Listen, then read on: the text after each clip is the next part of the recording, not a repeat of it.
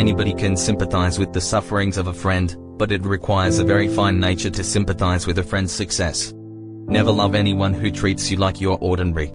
Man is least himself when he talks in his own person. Give him a mask, and he will tell you the truth.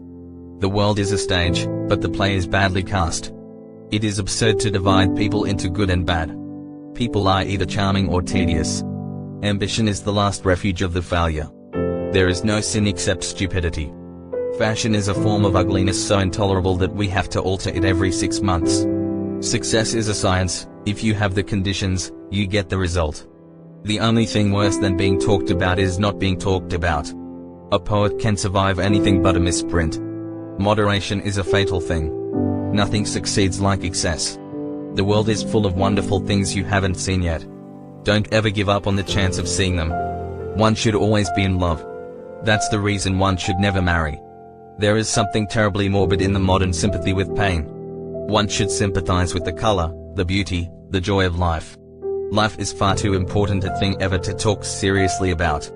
In this world, there are only 2 tragedies. One is not getting what one wants, and the other is getting it. I can't help detesting my relations.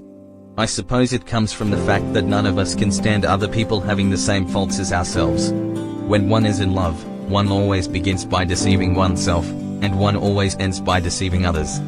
That is what the world calls a romance. Arguments are to be avoided. They are always vulgar and often convincing. The books that the world calls immoral are the books that show the world its own shame. Art is the most intense mode of individualism that the world has known. To lose one parent may be regarded as a misfortune. To lose both looks like carelessness. No woman should ever be quite accurate about her age. It looks so calculating. We are each our own devil, and we make this world our hell.